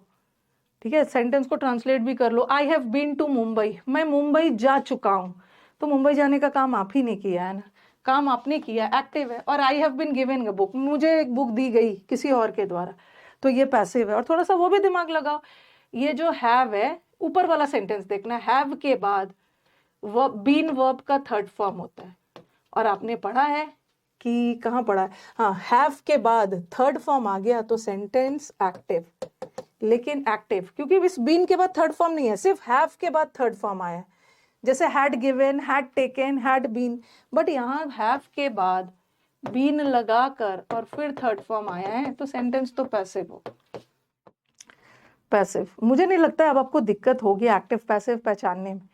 और जो भी आपके मन में कंफ्यूजन था ना, जो भी आपके मन में कंफ्यूजन था कि ये करने से ये होगा,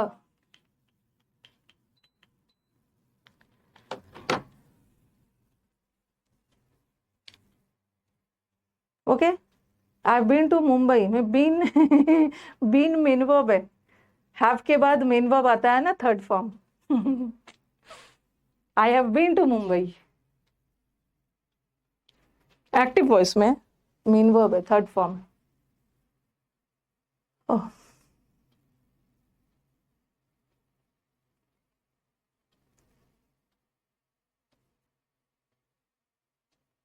ओके, ये हो गया। कंफ्यूज मत हो ना कि जहां भी बीन आ गया ना मैम पैसिव है, बीन को पैसिव होने के लिए उसके बाद थर्ड फॉर्म चाहिए, ये ध्यान रखना है। एक छोटा सा कहीं पे लिख लो, कहीं पे आप लिख लो बी के बाद, ठीक है, बी के बाद थर्ड फॉर्म आएगा तो सेंटेंस पैसिव, बीइंग के बाद थर्ड फॉर्म आना जरूरी है पैसिव, और बीन के बाद भी थर्ड फॉर्म आएगा तो पैसिव, पैसिव पैसिव।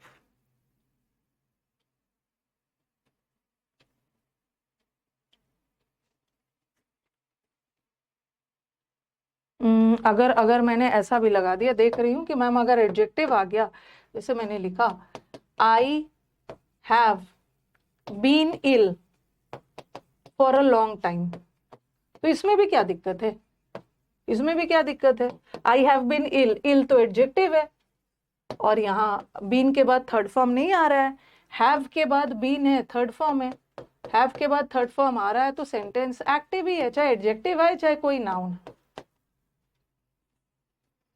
एडजेक्टिव आए चाहे नाउन है। I have been ill for a long time, लंबे समय से बीमार, तो ये भी, और मैं ही बीमार हूं, मेरे बारे में बात हो रही है, कोई और आके मुझे बीमार करके थोड़ी किया गया, तो sentence active active active. Okay, been के बाद अगर, याद रखो बीन के बाद, ठीक है, बीन के बाद कोई नाउन आ गया, सॉरी, बीन के बाद कोई नाउन आ गया, बीन के बाद कोई एडजेक्टिव आ गया तो एक्टिव है। पैसिव तब होगा ना जब बीन के बाद थर्ड फॉर्म आएगा, तब पैसिव हो। यहाँ कुछ नहीं है, हैव के बाद V3 लगा है, कोई वर्ब वगैरह नहीं आया है, और हैव के बाद V3 एक्टिव, हैव के बाद बीन लग के V3 आता तो पैसिव। ओके, अब एक और सेंटेंस बताती हूँ, ये बीन वाला कर लिया, अब बी वाला देखो, he will be given proper care, उसको प्रॉपर केयर दी जाएगी। आज तो पूरा एक्टिव पैसिव पहचानने में ही चला गया, अभी तो मैंने एक्टिव पैसिव शुरू भी नहीं किया। और फिर मैंने लिखा ही विल बी ऑनेस्ट, कोई रॉकेट साइंस नहीं है इतना। ओके, देखो देखो यहाँ ऑनेस्ट एडजेक्टिव है और गिवन वर्ब है, ही विल बी गिवन, और बी के बाद अगर थर्ड फॉर्म आ गया वर्ब के रूप में तो सेंटेंस पैसिव। लेकिन यहाँ बी के बाद कोई थर्ड फॉर्म थोड़ी आया है, बी के बाद थर्ड फॉर्म आएगा तभी तो पैसिव होगा, बट यहाँ बी के बाद तो एडजेक्टिव आ गया और ये सेंटेंस एक्ट। और इतना ज्यादा वो सब क्यों कर रहे हो, सेंटेंस का सेंस देखो ना, he will be given treatment, proper care, उसको प्रॉपर केयर दी जाएगी किसी के द्वारा, और ही विल बी ऑनेस्ट, वो खुद वफादार रहेगा, खुद ईमानदार रहेगा, तो ये सेंटेंस एक्टिव वॉइस। दो मेन वर्ब आ सकता है कॉमा दे दे के, टेंस अलग अलग होता है, बीन लगा देते हैं परफेक्ट टेंस हो जाता है। अब एक बीइंग वाला ही विल बी, जैसे ये देखो बीइंग भी आ गया, the book is being written by him, उसके द्वारा बुक लिखी जा रही है, तो बीइंग के साथ भी V3 आ गया तो सेंटेंस पैसिव ही होगा।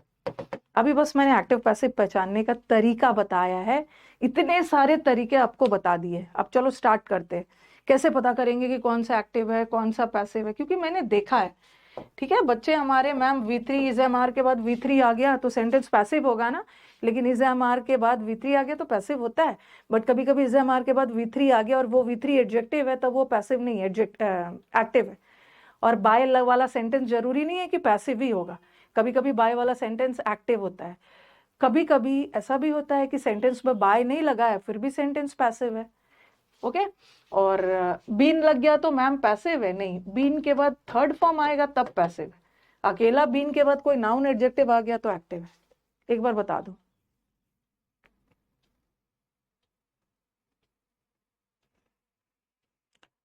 ओके, आगे बढ़े, एक चीज और बताना है मुझे।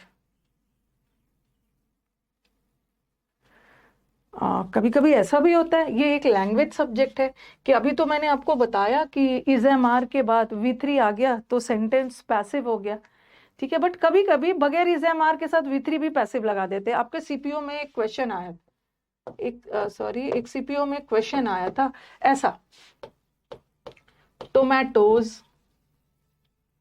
tomatoes sown in the month of July are harvested in October.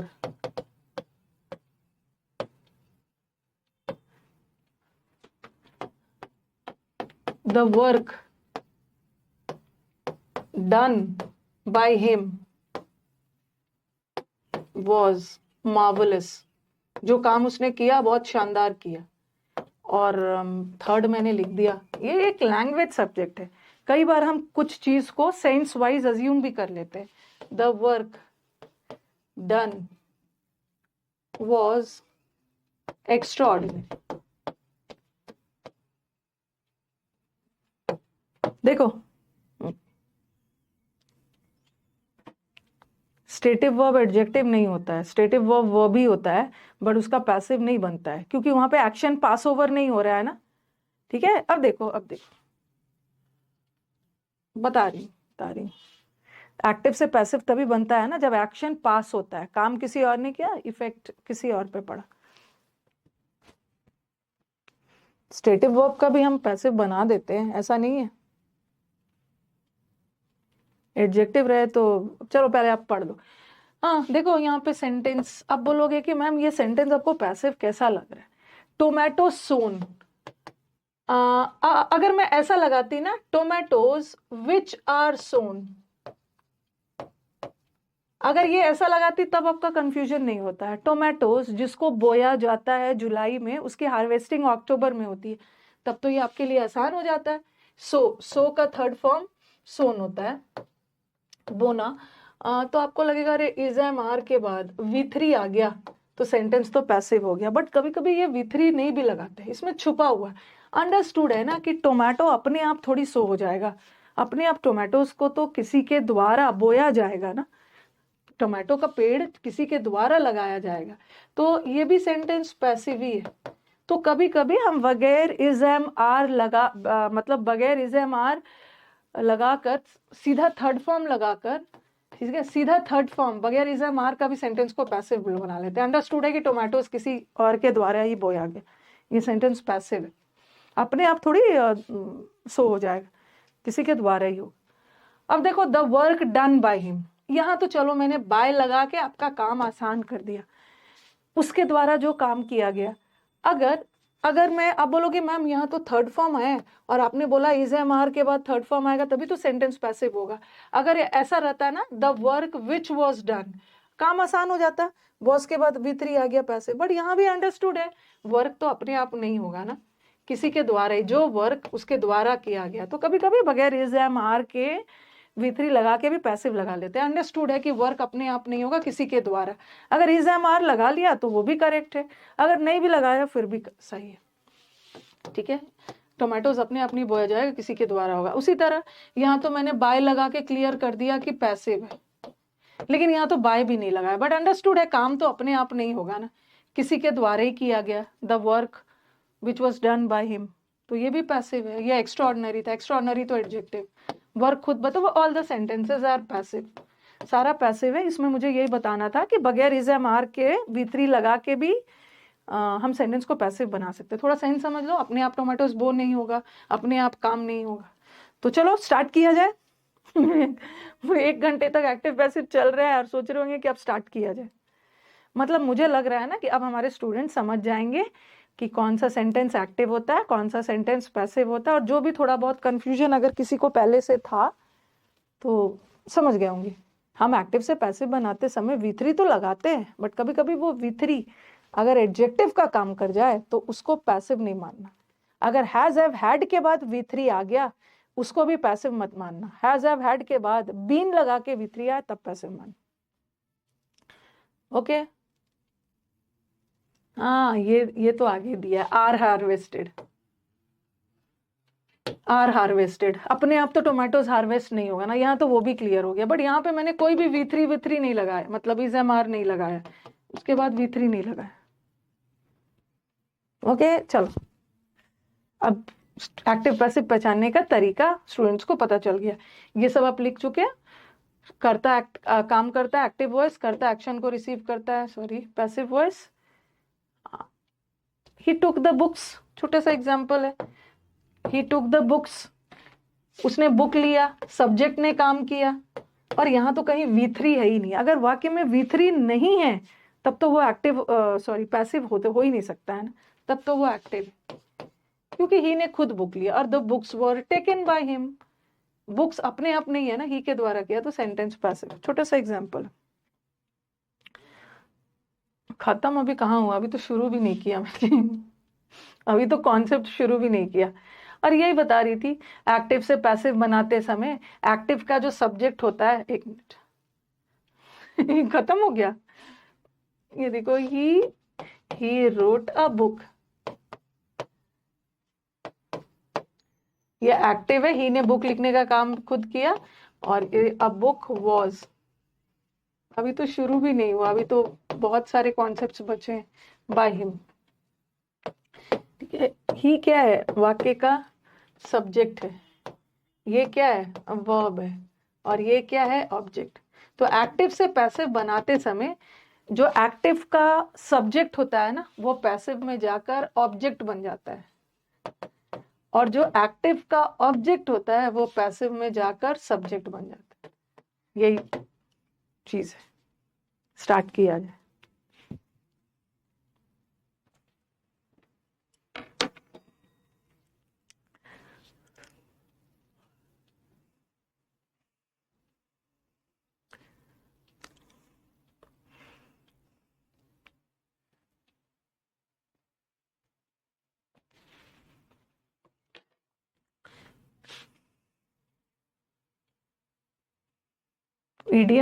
Phrasal verbs मैंने आप स्टूडेंट्स को बताया भी था, बट इस बैच के स्टूडेंट्स से मैं यही रिक्वेस्ट करूंगी, यही एडवाइस करूंगी कि फ्रेजल वर्ब का पीडीएफ तो आपको मिल ही गया है, नहीं भी मिला होगा फिर एक बार डाल दूंगी। मैंने बहुत डिटेल में पूरे A to Z phrasal verbs बहुत डिटेल में अपने YouTube channel English with Rani ma'am पे पढ़ाया है, तो वहां से देख लीजिए। जो समझदार बच्चा होगा ना, वो कहीं कहीं से सब देख के, पेड बैचेस के अलावा, कभी कभी होता है ना पेड बैचेस के अलावा आप कहीं पे, पेड बैच के अलावा भी यूट्यूब पे कहीं पे कोई चीज बहुत डिटेल में करवाए हुए होते हो, तो टीचर का काम होता है बच्चों को गाइड कर देना, ठीक है। तो phrasal verb A to Z मैंने बहुत डिटेल में करवाया है। पहले तो टीचर डिटेल में करवा दिए हैं, अब मैंने सोचा कि बच्चों को फ्रेजल वर्ब्स फिर भी दिक्कत होती है, तो अब मैंने क्या किया है ना, सारे थीम वाले फ्रेजल वर्ब्स एक जगह रख दिया। जैसे किसी चीज को अवॉइड करना, किसी चीज से छुटकारा पाना, उससे जितने भी रिलेटेड फ्रेजल वर्ब एक जगह डाल दिया है। एक होता है डिस्ट्रीब्यूट, डिस्ट्रीब्यूट मतलब बांटना, बांटने के बहुत सारे फ्रेजल वर्ब्स होते हैं। डोल आउट करना, गिव आउट करना, हैंड आउट करना, मतलब सारे थीम वाला एक जगह डाल दिया, ठीक है। तो स्टूडेंट से यही बोलूंगी ना कि देख लेना, जो यूट्यूब पे आज मैं जो थीमेटिक फ्रेजल वर्ब्स पढ़ाना शुरू करूंगी, इसका सीरीज को जरूर देख लीजिएगा, आपका काम आसान हो जाएगा। जो आप याद करने के बाद भूल जाते हो ना, एक बार फ्रेजल वर्ब को खुद अच्छे से पढ़ लो, उसके बाद जब भूलना शुरू करोगे तो थीमेटिक करो, या लेकिन पूरा एक बार अच्छे से कर लीजिए। अभी आपके एग्जाम्स में टाइम है, ठीक है, आपका एग्जाम्स अभी इतना जल्दी नहीं है, अभी टाइम है, तो एक बार डिटेल में करिए और थीम वाला भी करिए। ये नहीं बोल रही हूँ कि लाइव ही आना, रात में सोने से पहले, आफ्टरनून में, जब टाइम मिले कर लो, याद हो जाएगा। बुक में मैंने थीमेटिक नहीं करवाया। टीचर का काम क्या होता है, हर समय कुछ कुछ नया करवाना, कुछ कुछ नया दिमाग में आ जाना। अचानक बैठे बैठे मुझे दिमाग में आ गया कि थीमेटिक इडियम्स करवाया है, क्यों ना थीमेटिक फ्रेजल वर्ब्स करवा दिया जाए, ठीक है। तो यही बताना, पहला वाला में यही बता रहे हैं, एक्टिव से पैसिव, एक्टिव का जो ऑब्जेक्ट होता है वो पैसिव में सब्जेक्ट बन जाता है, और एक्टिव का सब्जेक्ट पैसिव में ऑब्जेक्ट हो जाता है। और एक्टिव से पैसिव बनाते समय V3 लगाना है। और एक्टिव, हाँ, सबसे इंपॉर्टेंट चीज, एक्टिव से पैसिव बनाते समय, ठीक है, कभी भी वाक्य का टेंस मत बदलिएगा, टेंस नहीं बदलिएगा, ठीक है। ये चीज एकदम ध्यान रखिएगा, जो बच्चा बदल देता है। अगर मैं आपसे, कहाँ है, स्लाइड नहीं दिया, मैं आपको एक्टिव पैसिव करवाऊंगी, ठीक है। मैं आपको वॉइस करवाऊंगी। वॉइस में क्या आता है, वॉइस में एक्टिव वॉइस आता है और पैसिव वॉइस आता है। ये चैप्टर खत्म होगा तो फिर मैं आपको नरेशन करवाऊंगी, ठीक है। नरेशन, नरेशन में हम क्या पढ़ते हैं, नरेशन चैप्टर में पढ़ेंगे डायरेक्ट स्पीच और इनडायरेक्ट स्पीच। तो दोनों में एक सबसे बड़ा डिफरेंस क्या है ना कि एक्टिव से पैसिव बनाते समय याद रखना है no change of tense. Active में भी वही टेंस और पैसिव में भी वही टेंस, बट नरेशन में टेंस बदलता है, कभी कभी नहीं भी बदलता है, वो बताऊंगी। टेंस चेंजेस मैक्सिमम समय नरेशन में डायरेक्ट से इनडायरेक्ट बनाते समय टेंस बदलता है, बशर्ते कि हमारा वर्ब पास्ट टेंस में हो।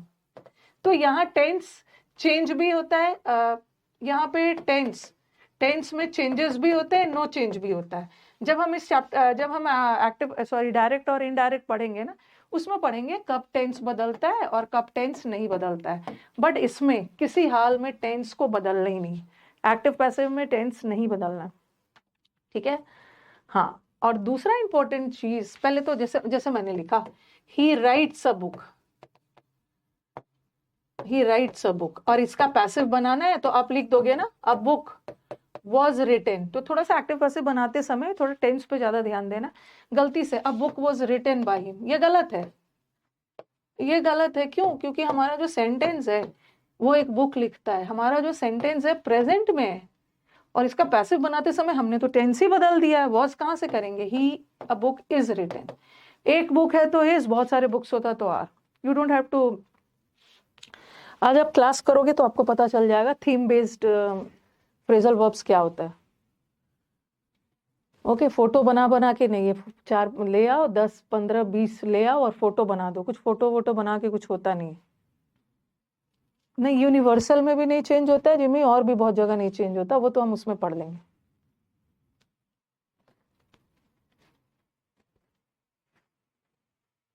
तो ध्यान रखना है टेंस नहीं बदलना, प्रेजेंट है तो प्रेजेंट ही रखना। अगर यहाँ पे रोट रहता ना, तब हम यहाँ पे वॉज लगाते, ठीक है, तब वॉज लगाते। तो एक्टिव से पैसिव बनाते समय at any cost you don't have to change the tense. और दूसरा डिफरेंस क्या है, मैंने स्टेनो बहुत मेहनत करी थी पर मेरा नहीं हुआ। ये आपको लगता है ना कि आपने मेहनत की थी, ये आपको लग रहा है, लेकिन मेरे को नहीं लग रहा है कि आपने मेहनत की थी, ठीक है। अगर आपने मेहनत की होती तो आपका हो गया होता है, या हो सकता है कि आपसे ज्यादा मेहनत जिसका सिलेक्शन हुआ है उन्होंने की थी। हर किसी को लगता है ना कि मैंने बहुत मेहनत की थी। अब देखना होगा, मैंने मेहनत तो बहुत की थी मैम, आपका सब क्लास किया था, बट मैंने मॉक नहीं दिया।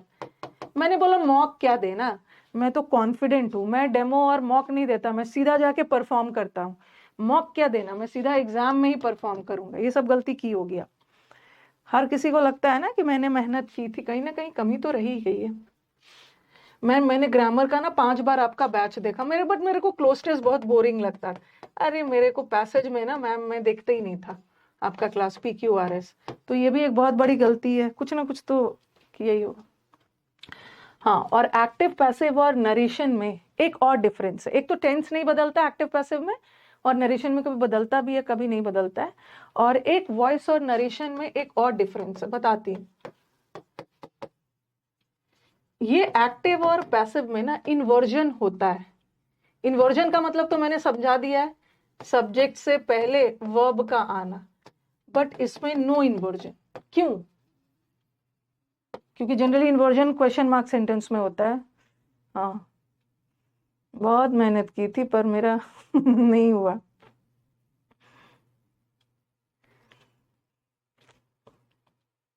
सबको ऐसे ही लगता है, मैं तो बहुत मेहनत की। फ्रेजल वर्ब की क्लास यूट्यूब पे 11:30 बजे से 11 बजे ये क्लास खत्म होगी, फिर 11:30 बजे से जहां भी कुछ एक्स्ट्रा हो रहा है उसको करिए। क्योंकि इंग्लिश में ना ठीक ठाक मार्क्स नहीं लाना है, इंग्लिश में मुझे जबरदस्त मार्क्स लाने हैं। अभी कितने सारे, अभी कुछ आज सुबह एक मैसेज आया था, हरियाणा TGT PGT का कुछ रिजल्ट आया है बच्चा का, वो कुछ बता रहे थे 19 में 19 था या 20 में 20 था, 60 में कहीं पे क्या था, 51 था ऐसा। तो अब आपको इतना पढ़ने के बाद ना ठीक ठाक नंबर नहीं लाना, अच्छा नंबर लाना, और सबका आ रहा है। अब बच्चे आउटस्टैंडिंग, इंग्लिश एक ऐसा सब्जेक्ट है, थोड़ा सा मेहनत करोगे आउटस्टैंडिंग आ जाए। अब बोलोगे मैम वॉइस में इन्वर्जन क्यों होता है, बता रही हूँ। देखो, जैसे बाकी सब चीज मत देखना, मैंने लिखा हु रोट द बुक, ठीक है, बुक किसने लिखी, ये एक्टिव है, ठीक है, ये एक्टिव है और इसका मैं पैसिव बना रही हूँ। आप बोलोगे ना कि मैम आपने बाय होम कैसे लिख दिया, ये सब हम पढ़ेंगे डिटेल में, बट मुझे बस इन्वर्जन वाले पोर्शन पे फोकस करना है। By whom the book was written, ये क्वेश्चन है, एक ऑप्शन में ये आएगा by whom the book was written, ठीक है, और एक ऑप्शन में आएगा बाय होम, यहां पे बच्चा कंफ्यूज हो जाएगा, वॉज द बुक रिटन। अब ये सब मत देखना कि हु बाय होम में कैसे बदला, जब मैं इंटरोगेटिव सेंटेंस करवाऊंगी तब करेंगे।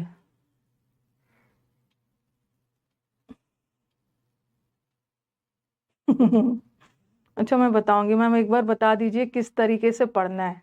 अच्छा by whom was the book written, दोनों सेंटेंस में क्या डिफरेंस दिख रहा है? दोनों ऑप्शन आया है और दोनों सेंटेंस में क्या डिफरेंस दिख रहा है? यहाँ सब्जेक्ट के बाद वर्ब आ रहा है, ठीक है, और यहाँ सब्जेक्ट से पहले वर्ब आ रहा है, और सब्जेक्ट से पहले वर्ब आ रहा है, इसका मतलब है इन्वर्जन हो रहा है, इन्वर्जन हो रहा है। और यहाँ पे नो इन्वर्जन, नो इन्वर्जन, एक वाक्य में इन्वर्जन हो रहा है, एक वाक्य में नहीं हो रहा है, और दोनों का सेंस तो सेम है, कैसे डिसाइड करोगे कि होगा कि नहीं होगा?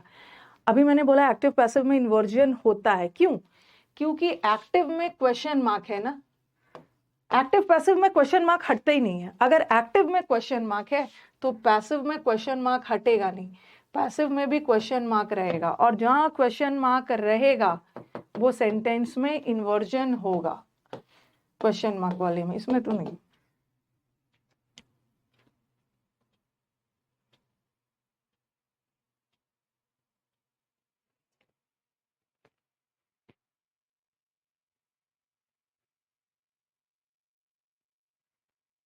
ठीक है, तो बस याद रखना है कि अगर ऐसा ऑप्शन आ गया ना तो आप इन्वर्जन वाले को चुनना। क्यों? कोई पूछे कि एक्टिव पैसिव में इन्वर्जन क्यों होता है? क्यों होता है भाई? क्वेश्चन मार्क है एक्टिव में तो पैसिव में भी रहेगा, और जहां क्वेश्चन मार्क रहेगा वहां इन्वर्जन होगा, ठीक है, लेकिन नरेशन में नहीं होता है। क्यों? क्योंकि नरेशन का जो क्वेश्चन मार्क है ना वो फुल स्टॉप में बदल जाता है। जैसे ऐसा आ गया, ही सेड, मैं नरेशन का बता रही हूँ, ही सेड, ऐसा है, he said to me what are you doing, बस थोड़ा सा बता देना, वैसे तो मैं डिटेल में आपको पढ़ाऊंगी नरेशन और वो सब करते समय ना, इंटरोगेटिव सेंटेंस जब करवाऊंगी तो वहां डिटेल में बताऊंगी एक्टिव पैसिव प्रश्नवाचक सेंटेंस का या नरेशन का इंटरोगेटिव सेंटेंस वाला। He said what are you doing, अब ये क्वेश्चन है, अब एग्जाम में ये डायरेक्ट इनडायरेक्ट वाला सेंटेंस है, ठीक है, कोई भी सेंटेंस इनवर्टेड कॉमर्स में है मतलब डायरेक्ट है, बाकी सारे चीज को मत देखिएगा, सिर्फ इन्वर्जन वाला पार्ट देखिएगा। He asked me what was I doing, बाकी कुछ देखना ही नहीं है कि ma'am I am I was में कैसे बदल गया, ये सब हम डिटेल में पढ़ेंगे, अभी बस इन्वर्जन पे फोकस करिए। He asked me what I was doing, अब दोनों सेंटेंस में डिफरेंस क्या दिख रहा है? सारा सेंटेंस तो एक जैसा है, बस दिख रहा है was I और I was, यहाँ सब्जेक्ट से पहले वर्ब आ रहा है, इसका मतलब है इन्वर्जन हो रहा है, इन्वर्जन हो रहा है, और यहाँ सब्जेक्ट के बाद वर्ब आ रहा है, इसका मतलब है यहाँ पे नो इन्वर्जन, नो इन्वर्जन लिखना नहीं है, याद रख सकते हैं नो इन्वर्जन।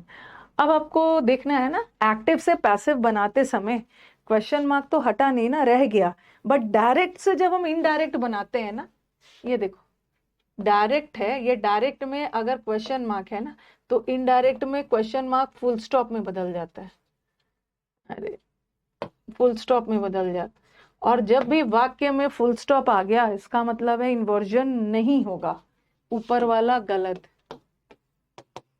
ठीक है, एक बार मुझे बता दो, याद रख सकते हो तो और क्या है, डायरेक्ट इनडायरेक्ट में सॉरी एक्टिव पैसिव में क्वेश्चन मार्क नहीं हटता है, तो भाई क्वेश्चन मार्क जहां रहेगा इन्वर्जन तो होगा, बट डायरेक्ट से इनडायरेक्ट में ना ये क्वेश्चन मार्क फुल स्टॉप में बदल जाता है, और वाक्य में फुल स्टॉप आ गया तो इन्वर्जन थोड़ी हो।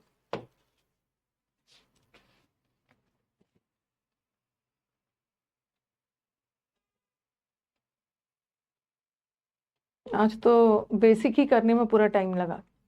इतना दूर क्लियर है। लेकिन अगर यही सेंटेंस उल्टा आ गया रहता, ये देखो, कभी कभी हम डायरेक्ट से, देखो अगर क्वेश्चन एक्टिव में है तो पैसिव में भी क्वेश्चन मार्क रहेगा, ठीक है, पैसिव में भी क्वेश्चन मार्क रहेगा। अगर पैसिव से एक्टिव बदलना है तो पैसिव में क्वेश्चन मार्क है तो एक्टिव में भी रहेगा। यहाँ तो क्वेश्चन मार्क हटता ही नहीं है, ठीक है। लेकिन नरेशन में क्वेश्चन मार्क फुल स्टॉप में बदल जाता है, और जहां फुल स्टॉप में बदल दिया वहां इन्वर्जन नहीं होगा। लेकिन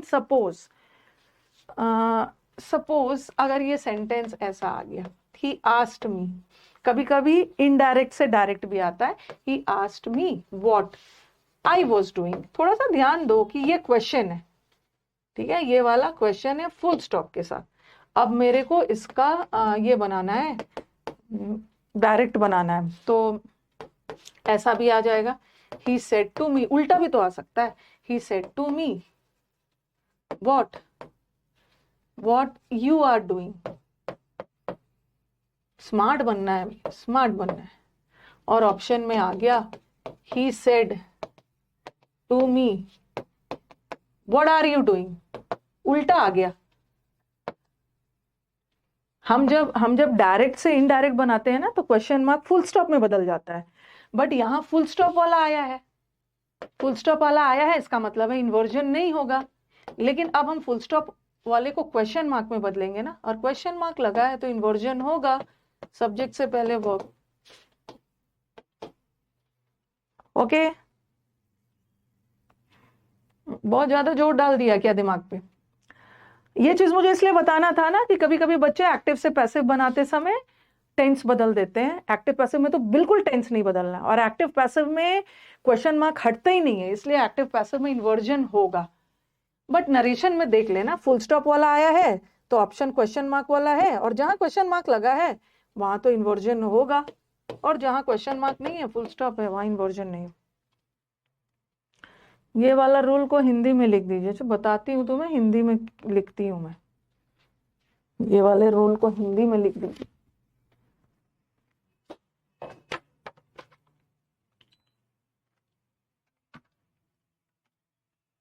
हिंदी में रूल लिख दीजिए, हाँ, सेकेंड वाला। चलो अब फाइनली, लेकिन हमारे पास टाइम भी तो कम है अभी ना, मुझे एक टेबल बनाना है, बनाऊंगी तो बीच में ही रब करना होगा। चलो फिर भी करते हैं, यूट्यूब क्लास भी तो है। ये सब पे मत जाना, मैं एक बहुत सुंदर सा वो बना के एक ही जगह सब बता देती हूँ, क्योंकि ये भारी भरकम लिखने में ना बच्चों को दिक्कत होती है। एक जगह चार्ट फॉर्म में बना होता है, बच्चा हमारा लिख लेता है। आगे बढ़ते हैं।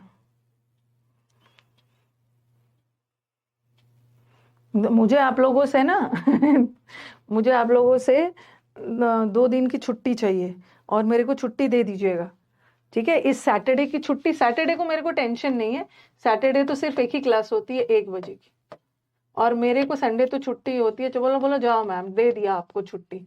मंडे को एक छुट्टी चाहिए, उसके बाद फिर मैं छुट्टी नहीं लूंगी, सैटरडे और मंडे को।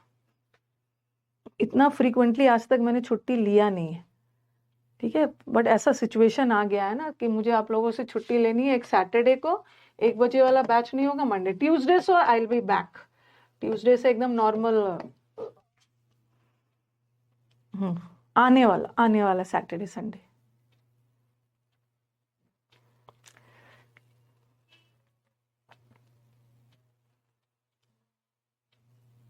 दे दिया बच्चों ने छुट्टी, नहीं मिलेगी छुट्टी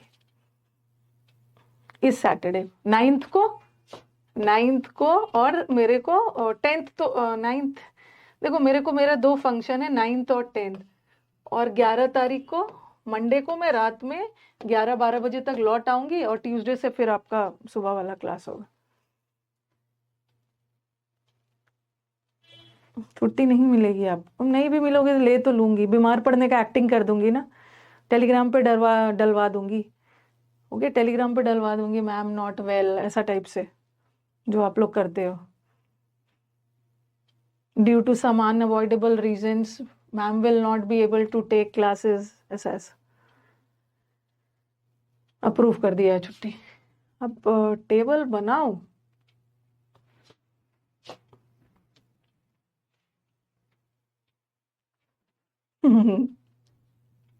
पिछले वाला, जो बच्चे नए हैं वो पिछले वाला वीडियोस देख लेंगे, ठीक है। छुट्टी कैंसिल, मैं जहाँ गई थी ना फिर वहीं जा रही हूँ, और मेरे को मन नहीं है एक हफ्ते के अंदर ना उसी जगह 2 बार जाना, मेरे को मन नहीं है। एप्लीकेशन डाल देना, डाल दूंगी। अरे वॉइस अभी कंप्लीट नहीं हुआ है, वॉइस इतना है, देख लो वॉइस। अभी कहाँ से वॉइस, अलग अलग टाइप ऑफ सेंटेंस, अभी तो मैंने वॉइस पहचानने का तरीका बताया है, एक्टिव और पैसिव पहचानने का। अभी कहाँ से हो गया, अभी तो शुरू ही नहीं किया है, अभी शुरू नहीं किया है। बीमार होने का एक्टिव एक्टिंग कर लीजिएगा। हाँ, वॉइस तो कंप्लीट करवा के जाऊंगी, वॉइस कंप्लीट करवा के जाऊंगी, नरेशन भी शुरू करके जाऊंगी।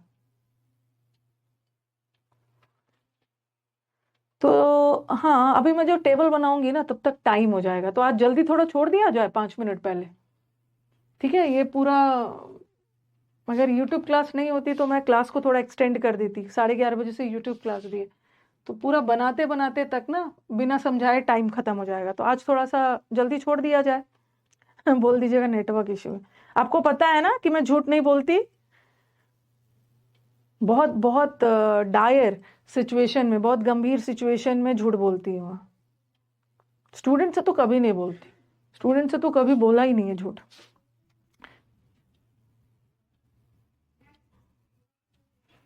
ठीक है, नेक्स्ट क्लास कर लेंगे, नेक्स्ट क्लास कर लेंगे। आज छुट्टी कर देते हैं, हाँ छुट्टी कर देते हैं। एक्चुअली अभी अभी तो मैं शादी अटेंड करके आई थी, ठीक है। And then my brother is having 25th anniversary. उसके नॉर्मल एनिवर्सरी होती तो मैं थोड़ी जाती। एनिवर्सरी का स्पेलिंग देख लेना, एग्जाम में आता है। एग्जाम में क्या होता है ना, एनिवर्सरी में VERSERY लगा देते हैं, जो कि गलत है, जो कि गलत है। तो AR लगाना है। तो ये will be celebrating is having is anniversary on 9th 10th। तो मुझे एक दिन और भी फंक्शन है, जाना है, बस 11th को आई रिटर्न, रात तक आई रिटर्न। ओके, हाँ, तब तक मैं क्या करूंगी, आपको होमवर्क देके जाऊंगी भर भर के टेंस का। कल मैं एक क्लास शेड्यूल करती हूँ, ठीक है। कल मैं सुबह आपको बता दूंगी, मोस्ट प्रोबेबली कल शाम में हम लोग एक वर्ब का एक्स्ट्रा क्लास रखेंगे और वर्ब का सारा शीट डिस्कस कर लेंगे। जो बच्चे अभी नए नए एडमिशन लिए हैं वो मत आइएगा, जिन्होंने वर्ब पढ़ लिया है वर्ब का लास्ट शीट में डिस्कस कर दूंगी, और उसके बाद मैं आपको बहुत सारा शीट देके जाऊंगी टेंस का। बनाते रहना छुट्टी में, ठीक है, बनाते रहना। ओके चलो। टेक्निकल इशू नहीं, एनिवर्सरी में ऐसी I will again be going to my mother's place, home town. अरे पढ़ लेना यूट्यूब से भी पढ़ लेना। अगर अनअकैडमी होता ना तो मैं तो अपना लैपटॉप लेके जाती, ठीक है। ओके, तो ऑनलाइन पढ़ा के लैपटॉप लेके जाती, बट अब तो स्टूडियो वाली क्लास हो रही, कहाँ कहाँ स्टूडियो कैरी करें, आप लोग समझ जाओ। कि शीट में आपको कल डिस्कस करवा दूंगी वर्ब का, और टेंस का हम लोग शुरू कर लेंगे। चलो let's start, let's end the class. कल कल मैं आज ही बोलती हूँ विकास को कि तब तक टेंस का PDF डाल दो। अभी उसको बोल रही हूँ कि तब तक टेंस का PDF डाल दो। Silver jubilee anniversary, and he also came two by anniversary ना, तो मैं नहीं जाऊंगी तो बुरा लग जाएगा। ये क्या बोल रहा है बच्चा, मैम कुछ लोग ऑनलाइन पढ़ाते हैं, वो तो यही बहाना मारते हैं कि शीट तैयार नहीं हुई है। अरे मेरे पास भर भर के शीट तैयार है, छांटना होता है कि कौन सा देना है।